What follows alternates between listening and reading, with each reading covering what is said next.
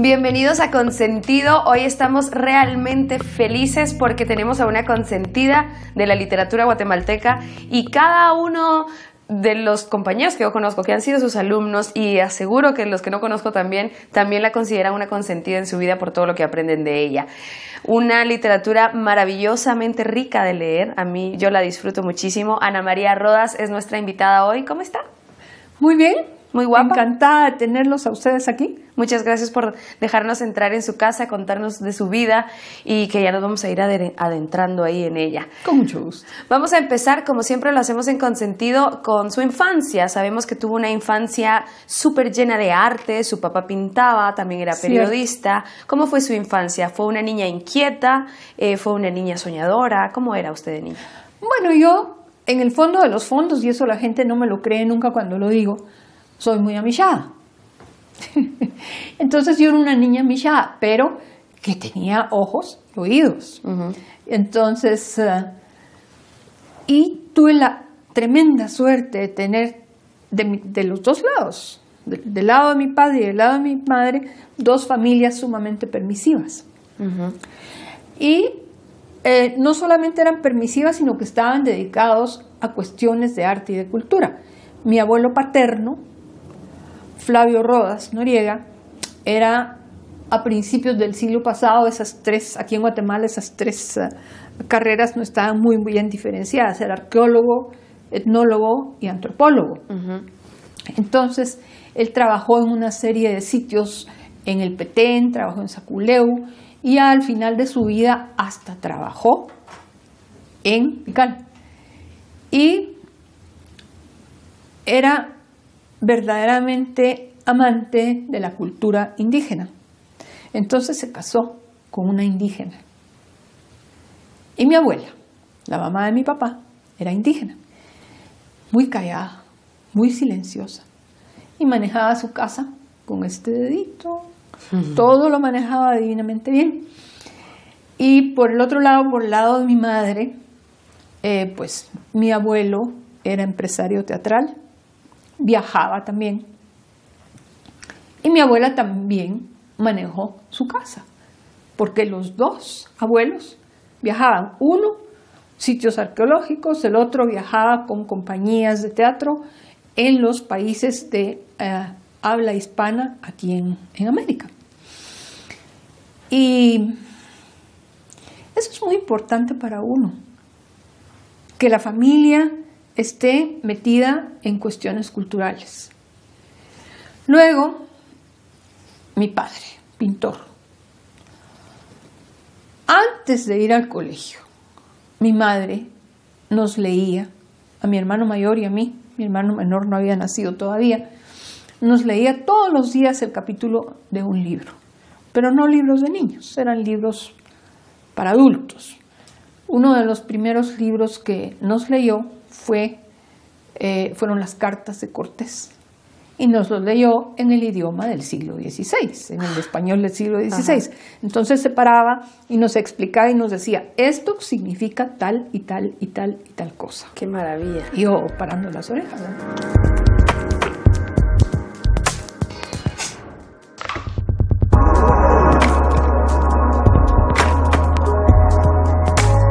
Crecí en un ambiente muy, muy, muy especial.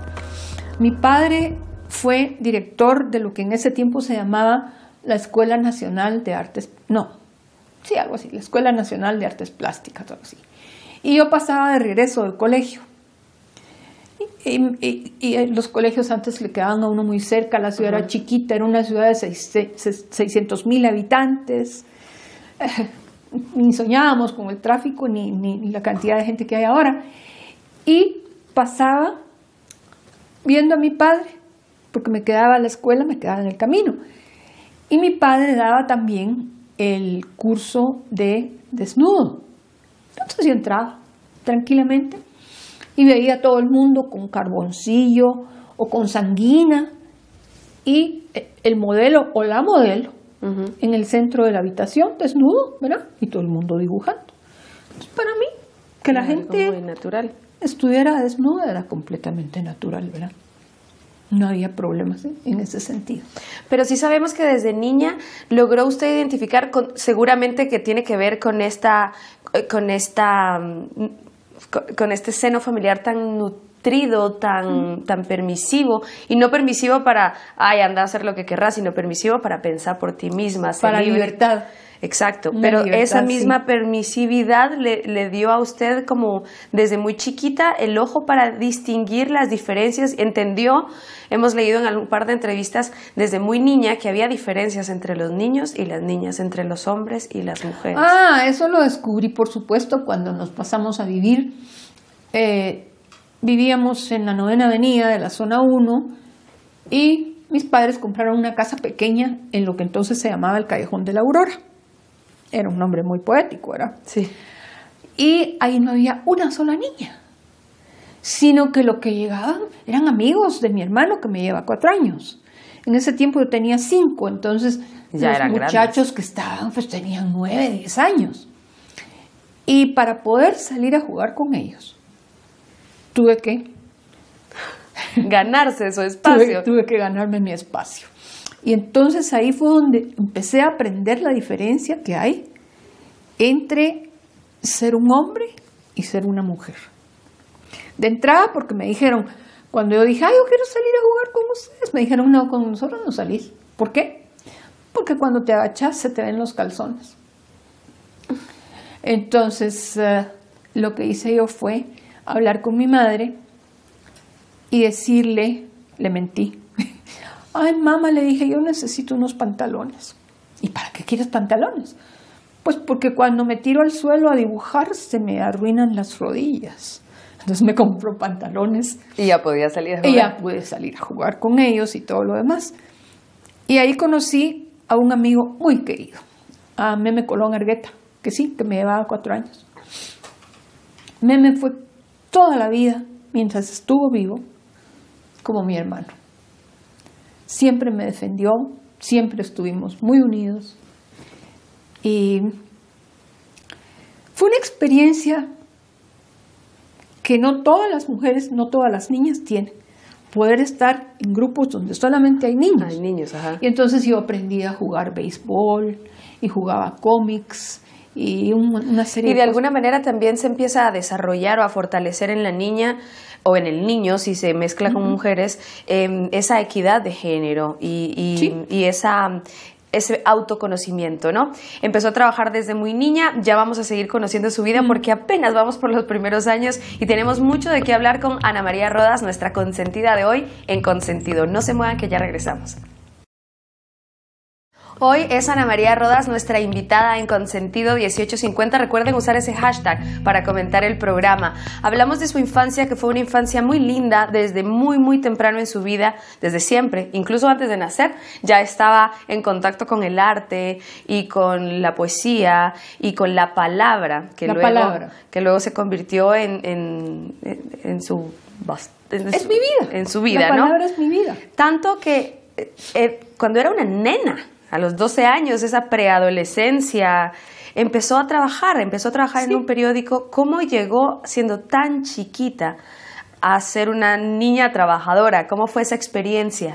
Ustedes tendrían que entrar a mi página en Facebook y ver la foto que tengo yo, porque es una foto que me tomaron cuando yo tenía 12 años. Yo aparentaba más edad. Bueno, pero tampoco podía aparentar 23. No, 23 no. 17. Pero sí, un día, el día que subí la foto, dije yo, ¿qué edad tengo? Y empezaron a llegar que tenías 15 años, que tenías no sé cuántos, 17, que tal, que no sé qué. Sí, yo tuve mucha suerte en ese sentido. Aparentaba más edad porque era mucho más seria, porque además... La más madura también. Sí, había leído muchísimo. Mi padre acostumbraba a llevarme al cine y a ver... en Guatemala, en el tiempo de la revolución, había una gran actividad cultural aquí en Guatemala. Yo vi a los ballets rusos aquí en Guatemala. No tuve que irme a Rusia para verlos, ¿verdad? Y así por el estilo. Entonces todo eso le va dando a uno algo, le va creando adentro algo fuerte que al mismo tiempo es sabroso. Es suave, no es brusco. Sí, sí. Y entonces, bueno, yo escribía y yo quería ser periodista. Y la única forma de ser periodista era irse a trabajar a un periódico. Entonces, mi padre estaba convencido que yo lo podía hacer. Me fui a trabajar al Diario Centroamérica poquísimo tiempo antes de cumplir los 13 años. Por supuesto que hacía notas chiquitas y tal y todo lo demás. Pero a los 14, por ejemplo, ya era cronista deportivo. Entre los 14 y los 16 hice crónica deportiva. Y a los 16 empecé a ser reportera, una reportera común y corriente. Se iba a buscar las noticias a la calle, a entrevistar a la gente. Exactamente.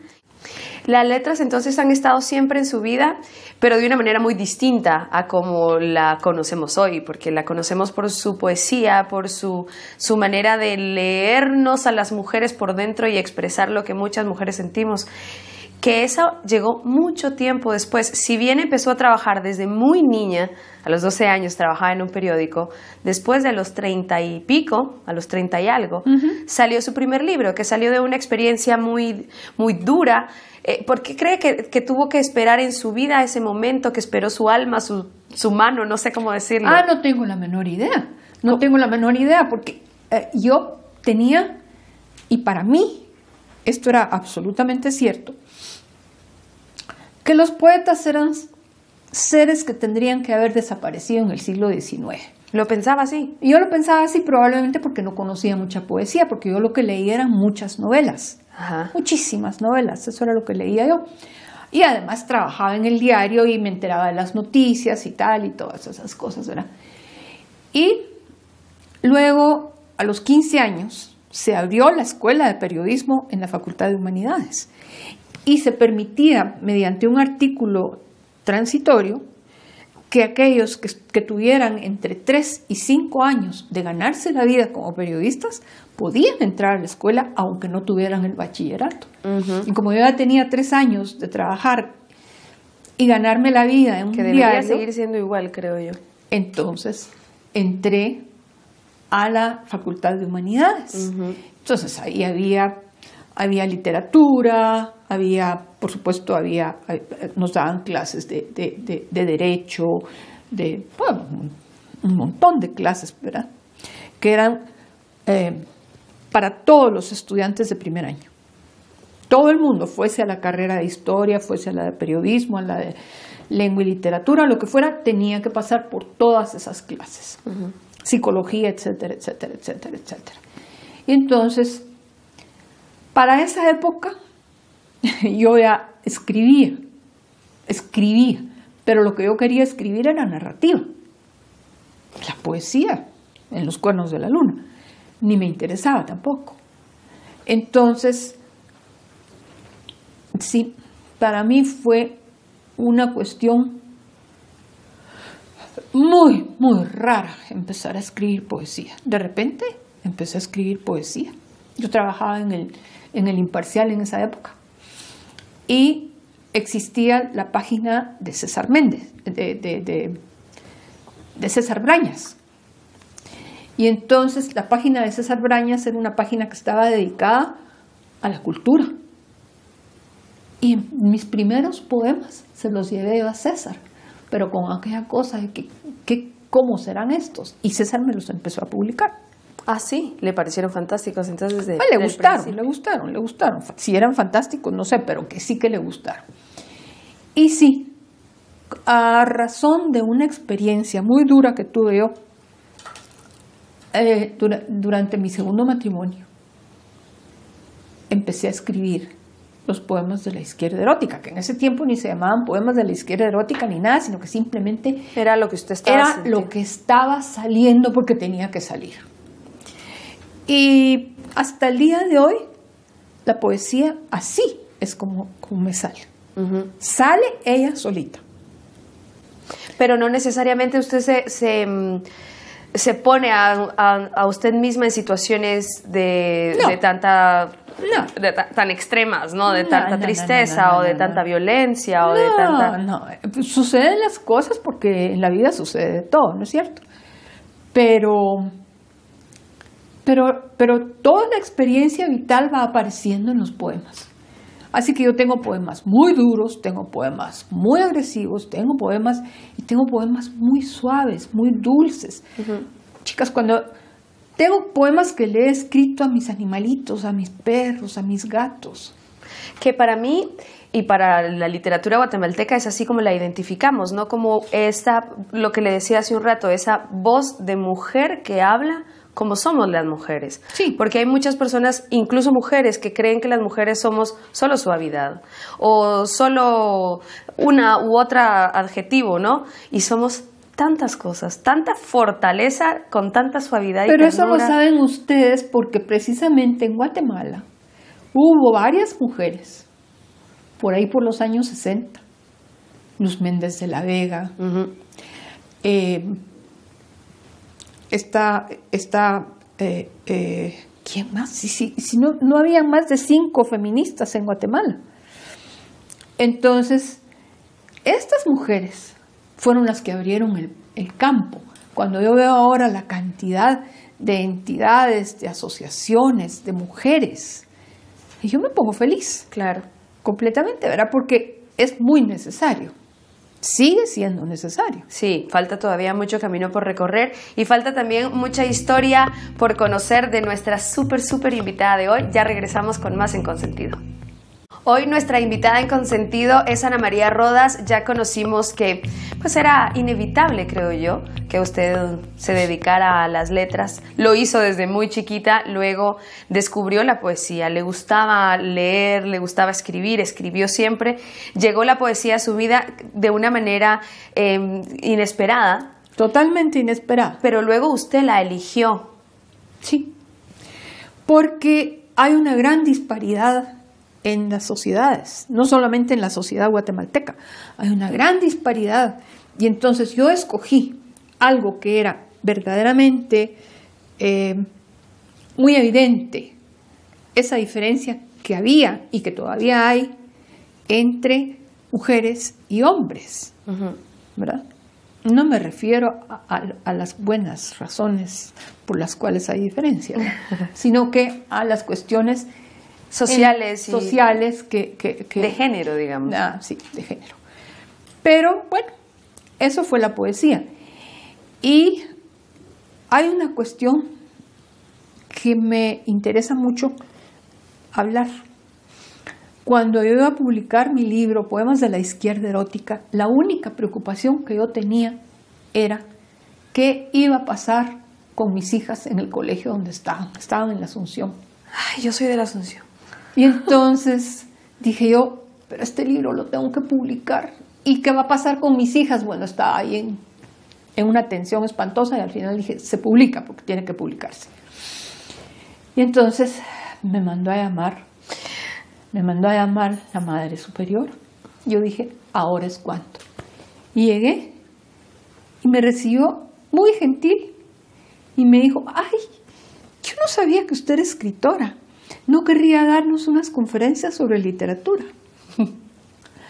Y en ese momento, en el Colegio de la Asunción, descubrí, dando conferencias sobre literatura, que había otra cosa en este mundo ligado a la palabra que a mí me llenaba y que me llena muchísimo hasta el día de hoy, y que es dar clases. Yo sin dar clases no podría vivir.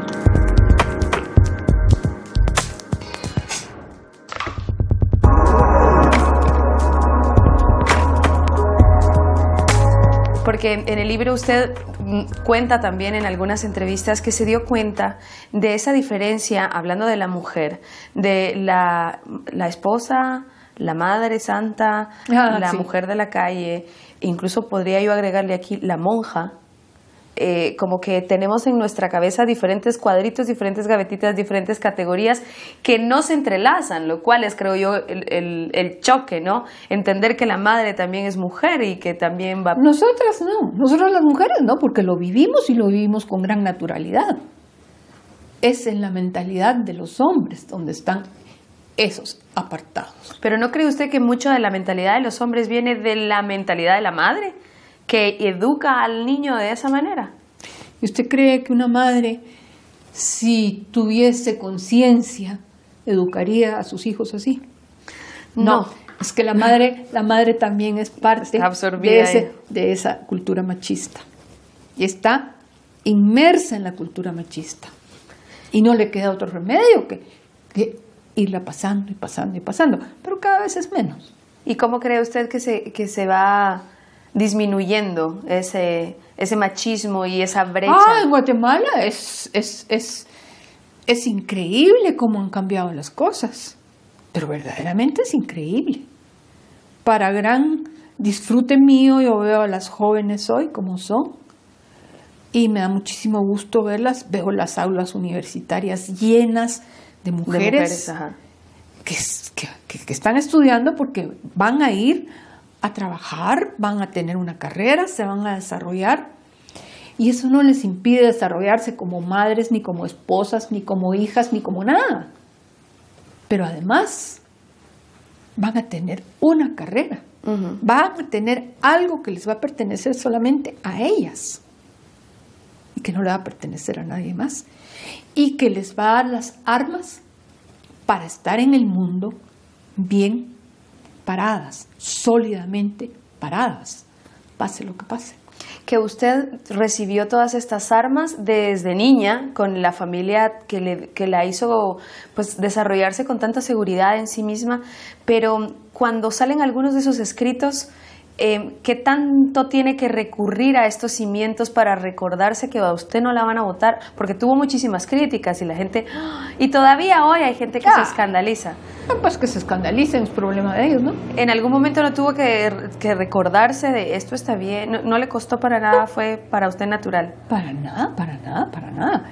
Pues si no hubiera sido natural, no hubiera publicado lo que escribo, ¿verdad? No escribiría lo que escribo. ¿Y qué piensa de los hombres hoy? Son una maravilla. A mí los hombres me encantan. Otra cosa que tenemos en común. Los premios, ¿qué han significado para usted? Porque ha recibido premios en Guatemala, fuera de Guatemala, se ha publicado su obra también en montones de países. Sí, es cierto. ¿Qué significan para usted los premios? Pues es un reconocimiento, pero el mayor premio que puede haber es no pararse en un ladrillo y marearse, que es lo que le sucede a mucha gente que le dan algún premio o algún reconocimiento o alguna cosa así. Se reciben con mucho cariño, se reciben con mucho gusto, se siente uno muy feliz, pero uno no puede quedarse ahí agarrado de los premios, ¿verdad? Tiene que seguir adelante. Salir a la calle con todos los premios y los trofeos en el supermercado. Los premios se quedan en la casa. ¿Tiene algún libro favorito, el suyo, que de los que ha escrito, qué es lo que más en lo que más se ve reflejada o que más le gusta leer otra vez o del que más orgullosa se sienta o todos por igual? Parece mentira, pero a veces yo leo los libros y digo, pero yo escribí esto. Y me quedo pensando, porque en cuanto salen y tienen su propia vida. No, yo estoy trabajando ahora, por ejemplo, estoy trabajando unos cuentos porque Del Pensativo quiere publicar una serie de cuentos míos. Y estoy terminando un poemario que no sé cuándo va a salir, porque tengo terminado otro desde hace rato, que no ha salido todavía. Que no ha salido todavía. Y estoy pensando que me gustaría que F&G lo publicara. Vamos a estar súper pendientes y de verdad que si no han leído o si ya leyeron algo pero no han leído todo, sigan buscándola. El programa lo terminamos siempre con una lista de palabras, como el tiempo es tan corto. Sí. Una lista de palabras que yo le digo la palabra y usted me dice qué significa esa palabra para usted, ¿no? ¿Cómo ve esa palabra? La primera es mujer. lo máximo. Poesía. Maravilloso. Amor. Uno siempre debe tener amor. Tristeza. A veces sucede.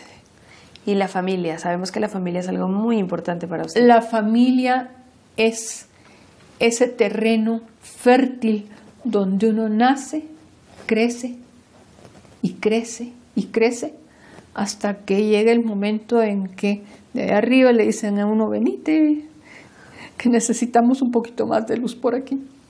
Pues muchísimas gracias por su tiempo, de verdad, gracias también de manera personal, se lo digo, por las cosas que nos entrega.